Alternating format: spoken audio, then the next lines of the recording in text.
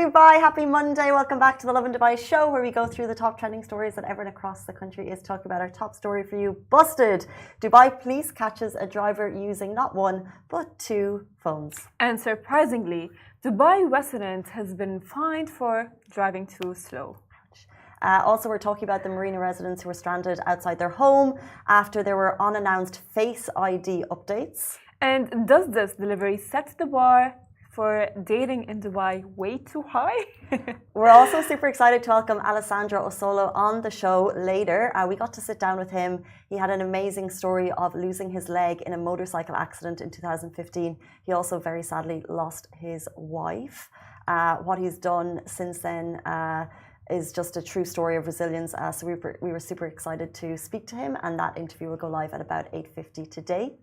And in today's rapid weather report, its highs of 33 degrees, humidity will peak at 80%, defected, and as well 80%? 80%. That did not stop people having the biggest weekend of the year in Dubai. Like, I could not. My Instagram stories were packed. Did you feel FOMO? No, well, no, but because I feel like you're one of two. There was either the people who were at Defected, Dalith Desange, Soho Beach, Yas Island, had a major party out in the World Islands. Dubai Ride was going on, Dubai Fitness Challenge. There was free classes all over the city. Dubai Design was happening, Ushaya, Dubai Carnival. So it was literally like peak party weekend. It was. Or fitness. What did you do this weekend then? Fitness. Oh, okay. Well, I stayed home. Sadly. I mean, maybe I'm getting too old. I don't know. You were recovering. I was, because I moved my wisdom tooth. Ouch. It was the funniest thing ever. Literally, I was so like under the medication and everything. I started singing with the doctor. Oh my God, that's like the best. It was. That's the best. That's happened to me once before. I think I was like drugged for a small operation and I was dancing in some amazing realm. And I was like, for 10 seconds, I was like, nah, this is what it is. I mean, I went from like dancing and happy and cute, lovey-dovey to like being aggressive and I literally thought I was like, I came in the car and I was telling my parents like, you don't want me to drive because you want to take my car. And then they were like, okay, this girl is weird. And so no FOMO over the weekend of the events. You were good. You were just recovering. Yeah. That's all. You know what else is going on? So despite every single event that's happened in Dubai this weekend, and also we put a question onto our Instagram saying, what are you doing? Like, are you one of the people who's out and about or are you chilling? And the majority of people said sleep, which I thought was great. But you know what else? It's sales. Sales weekend. Shopping. Is your shopping cart full? It is, but of course I don't trust any source. Because I got a piece of vitamin, a box of vitamins that I usually take all the time. And I love it so much. And I have been taking this for so long and they smell a certain way. However, I ordered them the other day and they came in opened. And I was like, that's weird. I didn't think much of it. But then I'm like, the vitamin is not really doing much for me. So is it a real or is it a fake? And then I smelled it. It does not smell the same as the actual vitamin that I got double the price from the pharmacy. Yeah, the same thing literally happened. And I was about today years old, literally like last week. I saw a conversation on a Facebook group and it was like, I'm getting the products I usually love. I'm getting them on a popular reseller online for less. And they were like, are they real or fake? And I was like, I've been doing that for months. And then I went into my cupboard at home and I realized I was like, I've been buying fakes. I mean, look, I for sure can confirm that is real and this is fake. Well, I know now. Yeah, because I only know that because I have that product from a popular shop at the mall. And that for sure is a fake. Yeah. And it's very disappointing because, like, why am I spending money on fakes? You know what I mean? Well, now we know, because the thing is, like, you'll go through the comments and there'll be loads of positive comments. And a couple of people are like, this is definitely a fake. It just, you know what the funny thing is that it smells close to it. Like, it's not like it's water. Because I always thought if I bought a fake online, it would be watery, it just wouldn't work at all. This does work. It's a tan, but it's not the same. I mean, look, for me, for I don't know, like for me, I can for sure immediately tell if something is fake or not. However, I don't know. Casey, I feel like, like because I would not endorse buying fakes because like I don't know what things are put in that fake tanning. Yeah, well, right? It's been all over me. Yeah. And I'm still here. Did you actually like get like the color and everything? Honestly, I'm still using it. Oh, okay. Because it's not like terrible. Wait, can I smell? This is it's not like terrible. Let me smell. And it still works. I just feel like it just doesn't have the same staying power. They smell different. Oh no, this is for Oh my god, you got your lip. I know. Okay, let's leave it. So, lesson of the day. Popular resellers online. I was today years old when I realized that some of them may be fake. They're not all fakes, but some of them may be fake. Let's jump into our top story of the day. So, busted. Dubai police catch one driver using two phones. So this was the photo or the video that broke the internet in Dubai this weekend, and we can actually get it up on the LED screen here, and you'll be able to see exactly what happened. An image of a Dubai driver clutching two phones as she sat behind the wheel, and also this one, and it prompted Dubai police to remind people of the strict no phone policy and the latest technology they're using to catch you on the roads. Well, Dubai's police smart cameras can detect violations even through tinted windows. Now, recently, Dubai police caught motorists using two mobile phones and even reading newspaper while driving. That's insane. So. It's the two phones. Who even has the capacity? And this is the newspaper. Who would do that? I mean, how can she like look in front of her? But and the thing is, I think people were using tinted windows, but let this be a warning to you. Distracted driving will lead to a 30-day vehicle impoundment and fines, starting from a couple of hundred dirhams. So do not endanger your life. This came from a report when we knew that a lot of accidents come from distracted driving. You're like 80% more likely to have an accident while you're doing something that distracts you. So they're having to put in these really strict measures in place. And I have no doubt we're going to have a DM from someone very shortly saying, your phone, they were using their phone and then they were distracted and then their vehicle was impounded. Yeah, because you know what? I think I mentioned that before on the show. I promise it takes like a second, a 0.0001 second to actually get into an accident that can endanger your life and the life of the other person who's driving. And that is not something that I think anyone would want that, right? Well, of course not. But also you need to be aware of other rules on the road because this video that happened over the weekend also broke the internet in Dubai. Well, it's actually quite like a weird story because like a Dubai resident fined for driving too slow. Now, a resident of the UAE has been fined 300 dirhams for driving too slowly. Now, yes, you heard me right. It's possible to get fined for driving too slowly on the highways, while speeding is often the focus of road safety campaigns. Another driving behavior could, of course, land you in trouble, which is going too slow. So in this case, a driver was caught traveling below the minimum speed limit of 60 kilometers per hour. This was on a highway, which resulted in a fine. The minimum speed limit is there for a reason: to ensure traffic flows smoothly and safely. Now, don't forget, because drivers who travel too slowly can create hazards, creating unnecessary congestion and even increasing the risk of accidents. So there you go. Don't drive too slowly or too fast because the Dubai police are on the case. 100%, because I all the time, my dad tells me, if you want to drive too slowly, because I'm a slow driver, to drive on the right lane, because on the left lane, people will be I would say flashing at you and beeping at you, and if you're not a good driver, you will panic, and then you will put your life and the life of the driver behind you in danger. Well, you definitely don't want to be going too slowly in that fast lane because you're going to be beeped out of it. Even though, along with the stricter rules for people on their phones, they also have stricter rules for tailgating.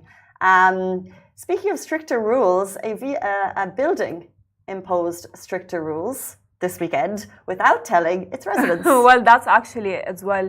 Is it a lot of technology, or is it not? We're going to find out. So Dubai Marina residents were stranded outside for an unannounced Face ID update. So you guys, I want you to imagine this. You have had a long day. You're heading home and you are locked out, and that's what exactly happened to several residents in Dubai Marina last night. What happened is they were stranded outside their building for hours, unable to get in due to a new facial recognition system that was suddenly applied without any prior notice. It all started around 6 p.m. when the building management activated a facial recognition entry system for the entrances and the elevators. Now, some of the residents were left waiting outside their building for up to 7 hours. They were unable to access their apartments or even use the elevators. Can you imagine? The situation didn't get resolved until 1 a.m. when the issue was finally addressed. Well, several residents called out Dubai police and as well Dubai municipality for the situation.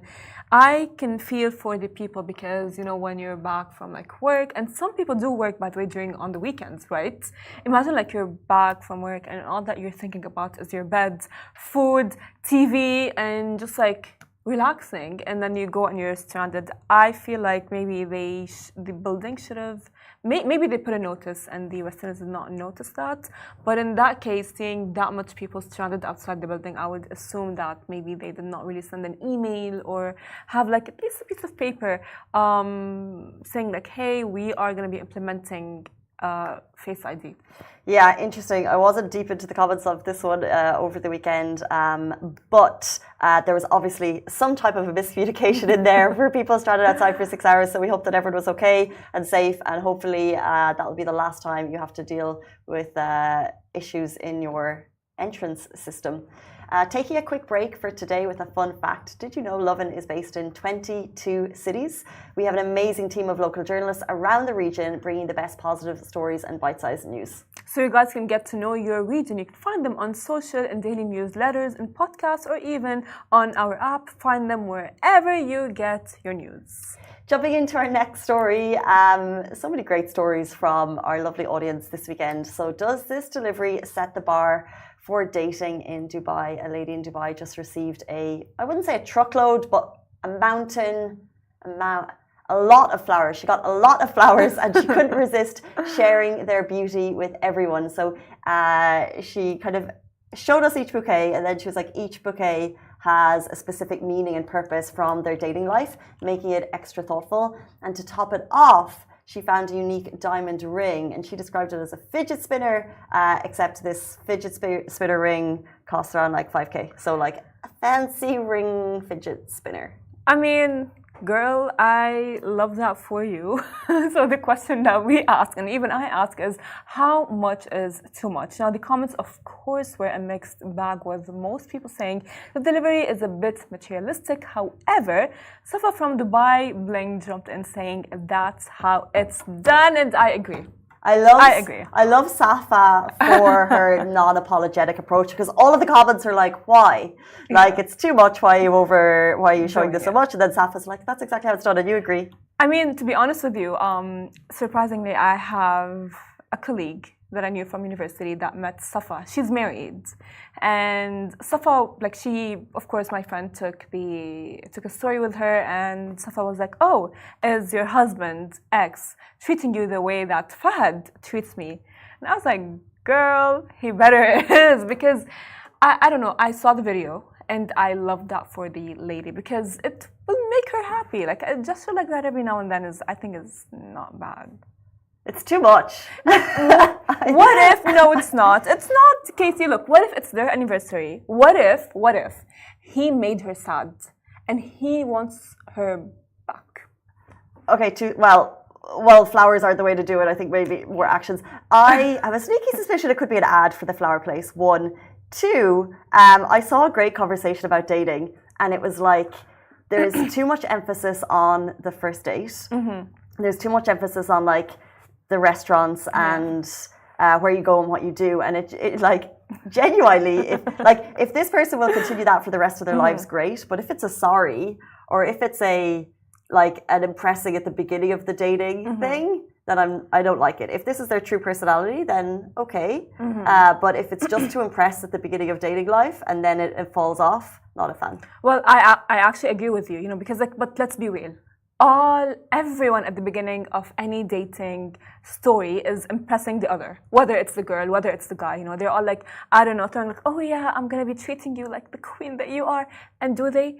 I don't know. I don't know. Well, that's what I mean. Is that it should be like a long-term thing. Yeah. So if I was to get one flower a week for the rest of my relationship, that would be amazing. How cute would that be if it was just one flower at the door, but it came every week? How cute would that be? So what I mean is it doesn't need to be a lavish display of affection. I feel like small, cute actions over the long term are more important. I actually do agree with you. I really do. But I do hope that the guy at the beginning is not like, at the beginning, I hope it's not only at the beginning, I really do. And well, that's why the conversation that I heard about dating is that like there's so much that goes into the really fancy dining restaurants at the beginning and it doesn't last because maybe that person doesn't have the bank balance to keep it up. And they're pretending that they do because they think that this woman wants this like materialistic, like fancy thing, but they don't have the bank balance there. So I think they should probably stick to their means. Not to say that this guy can't. I actually agree with you. However, I think it's like both. If let's say the guy is like fooling the girl, it's both ends. Probably the girl set some like wrong materialistic expectations to the guy, and probably the guy is lying as well. I don't know. I don't know. I really don't know. But I mean, what if it's their anniversary? If that's their anniversary and he did that would be cute. True, but I don't think it is. Yeah. Okay. I think, and she also I just think even in the video she sounds so minimal impressed. That's the kicker, I think. Anyway, take a look at it. That and all of our other stories are on the Lovin Dubai Instagram feed.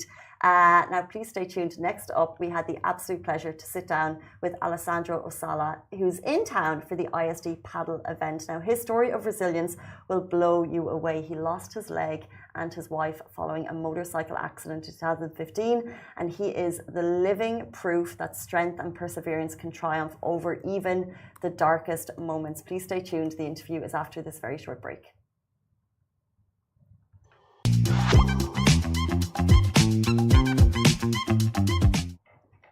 Hey guys, welcome back to the Lovin Dubai show. After a life-changing motorcycle accident in 2015, our next guest not only overcame the loss of his leg, but he went on to become a Paralympic sprinter and also a competitor at the ISD paddle tournament in Dubai. His journey is a powerful reminder of resilience and an inspiration to many. We're very excited to welcome onto the show. Welcome, Alessandro Ossola. Thank you so much for being here. Thank you. Thank you for the invitation. We're looking forward to the chat. Well, thank you for being here. I mean, honestly, it's very inspiring. But if you can you had a life-changing moment after the accident in 2015 and you lost your leg from underneath your left knee. So if you can walk us through what happened. Yeah, I had a normal life. I was an able-bodied person, a typical Italian that loved football, work, friends, and so on. And then in a second, I think everything can change, and it changed. And I had a motorbike accident in 29 August 2015. In this motorbike accident, I lost, unlucky, my wife, and then my left leg was injured. And after 1 month, I lost the leg too. So, as you can imagine, a really, really dark and difficult period. Probably the difficult period of my life, but I tried to. I lost quite everything, but not my smile, because I think I am a positive person. I want to keep that kind of characteristics. I can't even imagine what you've been through in your life. You're a much stronger person than I could ever hope to be. So thank you for being here today and for sharing your journey, first of all. And you've gone on to do amazing things. So at what point did you realize you would be able to go on and do amazing things? At what point did you have that moment of motivation within yourself saying, I'm going to, physically put myself to the test after what you went through? I think if I have to say a secret, there is a person that helped me a lot in change my mood, because as I told you at the beginning, it was the darkest period of my life. So I tried to react after see my father crying, because my father for me is like a milestone, and I never seen my father cried before the accident, and after 1 month of hospital, so it was in difficult, and seeing my father like that, so I said, okay, I have to do something, I have to react. Wow. So I had the injury and I had the surgery, and my leg, I have just half of my leg, and so the plast, the typical plast when you broke something. Right. And I asked my father a pencil, and my father said, okay, why you need a pencil in the hospital? And I said, please go to take a pencil. So I start to draw a smile on my plast, and this was my way to say, okay, Daddy, I want to react. Okay, Daddy, I want to smile again. And so from that point on, I start my second life, we can say, like in a football match, the two halves of the match. Yeah. Wow. I mean, that's very inspiring, because a lot of people, when they do go through all of these things, they kind of like maybe delve into what's happening with them, and maybe make it, it's like it's consuming them. But what motivated you, of course, to pursue athletic despite the potential risks after losing your leg? You mean athletics compared to other sports? Yes, athletics in general, like paddle, and everything that. Yeah, but I think sport saved my life, because sport gave me the target, the goal to achieve, and this keeps you motivated. So if you have a goal to achieve, you cannot stay at home with the coach and say, oh, why to me, and blah, blah, blah. You have to react, and sport help. Sport give you the goal to achieve, and that's why I think this is the way I choose to react and try to rebuild my castle. Everybody is creating a card castle in our lives, and so this is mine. And through sports, I found a way. And is this what motivated you into co-founding Bionic People? And can you share, I guess, tell people a little bit about it and share some kind of impactful moments that the organization has had? Yeah, I remember it was 2019, after some years after my accident, and as I told you, I react. So I continue to do sports. I go to work after 1 month from the accident. Wow. I had my I had my life back. But when I go to learn to walk again, there is like a specific hospital that learn you to walk in the method to walk. I learned, but I take a look around, and I've seen a lot of people sad, that sad eyes, that are like switched off. And I said, no, what the hell? I have to do something. And so for I you? spoken. They were sad for you? Yeah, I was sad because I was there learning to walk, and I tried to smile and be positive, and I see people like that, with the lost eyes, right. sad, and I said, why? I have to do something. And so I spoken with our friends, start like me. So with in UI, you said people of determination, okay? So I think it's a nice way to say people with a disability. Mm-hmm.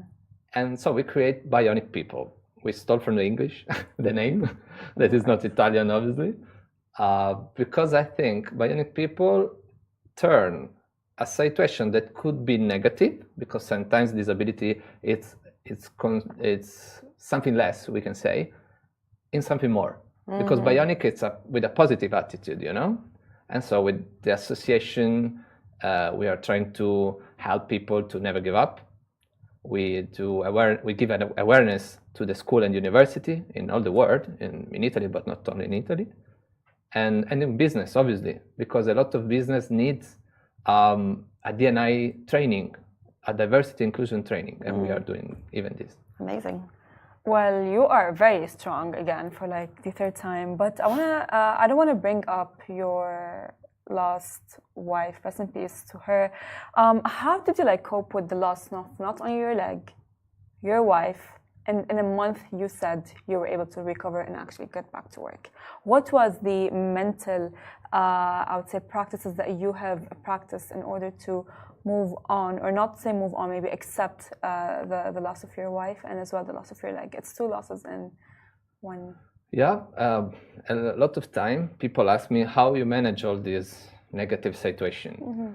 Mm-hmm. I think the honest answer is that you don't know how much strong you are till be strong is the one way you have. Right. You don't have another one. Okay, what is the other way? Stay sad at home on the couch like that and be depressed? Could be. Somebody cannot cannot face the situation. But I think my behavior helped because I am always positive. I remember even in the hospital, I try sometimes to smile, to say thank you to the people that came. And so be positive is something that is inside me. But I think it can be learned also. Mm-hmm. So we are all not the same, we can say, but we can try to change something of our behavior. Tell us about your journey to the Olympics. And you also hinted that this might have been your last games, but we'd love to know like what it felt like representing Italy on the world stage. Yes, twice, because it was Tokyo and Paris, and was totally different because Tokyo, as you can remember, there were the COVID, was so bad period for everybody. And try to imagine what does it mean go inside a stadium totally empty. So I can hear ticketing my shoes in the stadium. Wow. It was crazy. It was so strong feeling. And I found the silence that I found when I got home from the hospital. I was alone. And this is something that at the beginning I was afraid of. So when I opened the door of my house, I was totally alone, so no noise. And we can say that zero noise, it's a rumor. It's a noise. It's the same noise that I found on the stadium. And so it was so impactful feeling. So I have a good memory of Tokyo because I changed this bad feeling about silence in a good one. I love that pressure and I try to manage it. Totally different. Paris, guys, was crazy. It was full of people, 70,000 people that screamed when the starter shot was wow. It was wild to watch. I feel like it got so many headlines, but there was also a personal headline for you in the Paris Olympics. You got down and you proposed. Congratulations. Thank you so much. Was it spontaneous? Like, how did you plan that? For me, it has been so hard trying to organize everything because, as you can imagine, in the Olympics and Paralympics, nothing is spontaneous, we can say, because it's all well organized. And if you want to do something, you can, but you have to spoken with a lot of people, doing a lot of calls, so not easy. I have to say thank you to the communication director of Olympics and Paralympics. How cool. Thank you, because they helped me a lot to make it happen. Adorable. I mean, that is very cute.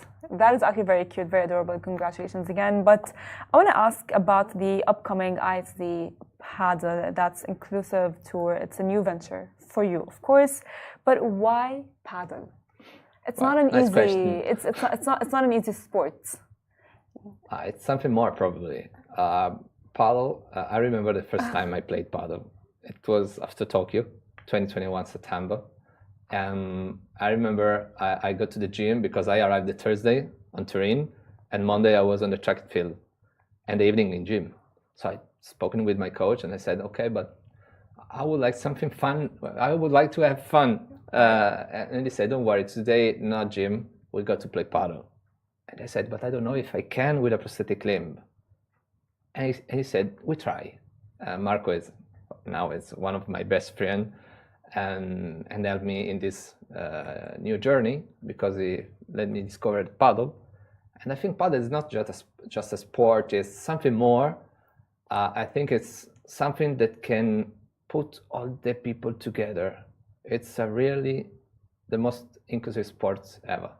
Interesting. With a different level, you can play a fun. So I can modify my level for you.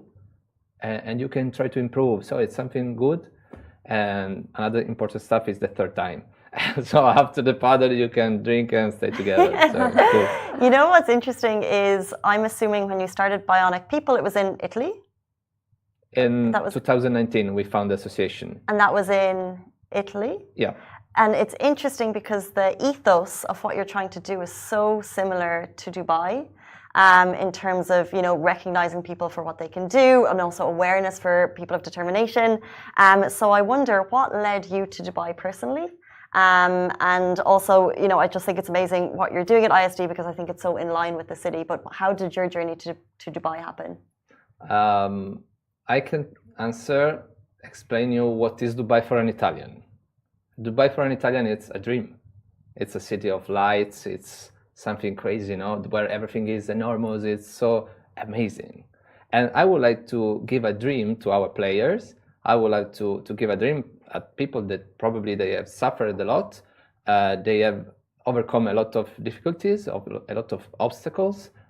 And I said, okay, I would like to gift something special. We are going everybody to Dubai. Mm-hmm. And they said, yes, wow, they are so full of energy. But then I have to try to manage because I have to find the money to do everything. So I say this without any kind of money. And so I start to all the sponsors we have, all the people I know, to say, okay, I have a project.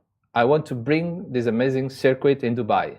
Somebody will help, I'm sure. And we did it last year. And I have to say thank you to the IST that helped a lot in this journey. It's such an amazing facility. I've been down there playing paddle a couple of times. Really like it down there. Such a smooth setup. But what is your specific involvement with ISD? I am totally in love with ISD. I am a player, the founder of IPT, but even a big friend of Diego, that is the person that manages everything there with the racket sports. And so it's a very nice person. And I think I'm in contact with Diego daily by day. And so it's something cool because you can see a dream come true step by step. Before the players, then the courts, then the hotel, you put all together. And then when you see this machine that is going to start, it's wow, crazy. Interesting. Well, we are actually heading towards the end of 2024, meaning 2025 is coming up. So what is next for you in 2025? The target is try to elevate, try to have a level up on our circuit. We have a lot of volunteers that help us. I think the next step could be transform this, that it's like, we can say, a non-profit association that manage in something more, because as you can imagine, it costs a lot of effort for everybody.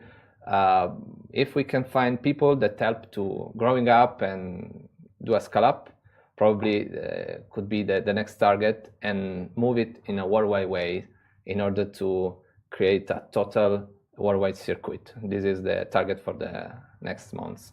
Love that. I think the Dubai dream does not stop. Lastly, before you leave us, what advice could you give to maybe people of determination who want to be in sports if they're watching today, and you know, what really helped you through in like the darkest times, and what do you think could help other people through?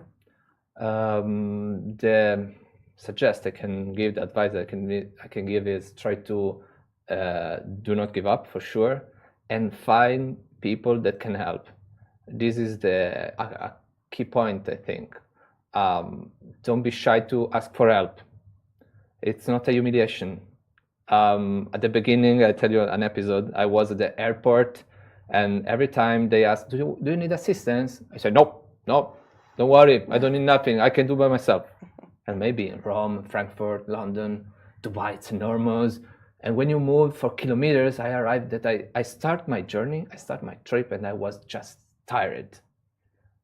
After some months, after some years, I need time. The time factor is fundamental, it's really important. I ask for help. I need help. I'm not shy now. I know that I need help, and it's okay. So ask for help, and somebody will help. Love that so much. Alessandro is going to be down at ISD every single day if you want to talk to him, or if you're inspired by his journey and would just like to know more. How can people learn more, get in touch with you or ISD? How can they direct their questions? Yeah, sure. They can write to ISD or directly to my profile. I try to answer to everybody, and my girlfriend knows that I stay along to answer to everybody because it's something that I think it's important. Really nice. Thank you so much for your time this morning. Really appreciate it. Thank you. Thank you, Farah. Thank you, Casey. And that brings us to the end of the Lovin Dubai show. We'll be back with you tomorrow morning, same time, same place. Bye-bye.